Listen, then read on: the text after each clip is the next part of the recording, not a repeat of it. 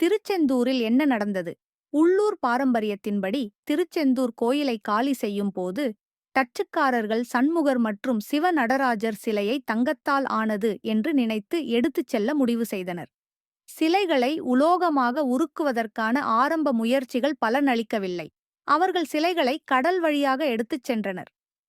இருப்பினும் கடலில் சென்றதும் ஒரு காட்டு புயல் வீசியது. கப்பல் கடுமையாக குலுங்கியது. சிலை மூழ்கடிக்கப்பட்ட இடம் மிதக்கும் எலுமிச்சையால் காட்டப்படும் என்றும் ஒரு காத்தாடி வானத்தை சுற்றி வரும் என்றும் தெரியவந்தது. அந்த இடம் கண்டுபிடிக்கப்பட்டதாகவும் சிலைகள் மீட்கப்பட்டதாகவும் கூறப்படுகிறது. அசல் சிலைகள் மீண்டும் கோவிலில் நிறுவப்பட்டன. மாற்று சிலை திருநெல்வேலியின் உள்ளூர் ஆளுநரான வடமலையப்ப பிள்ளையிடம் தெரிவித்தனர். முதலியார், பிள்ளை, மரைக்காயர், மதுரை நாயக்கர் சார்பாக திருச்செந்தூர் கோயிலை காலி செய்ய பேச்சுவார்த்தை நடத்தினர்.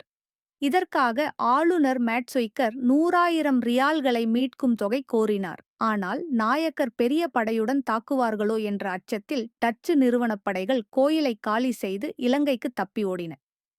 இருப்பினும் அவர்கள் சில கல் சிலைகளை வெட்டி எடுத்துச் சென்றனர். மேலும் சிலைகளில் முருகன், சுப்பிரமணியர் சிலை இருந்தது. 1650ஆம் ஆண்டு இந்து மற்றும் முஸ்லிம் தலைவர்களைக் கொண்ட ஒரு குழு டச்சு சிலோனுக்கு அனுப்பப்பட்டு சிலையை மீண்டும் நிறுவுமாறு கேட்டுக்கொண்டது.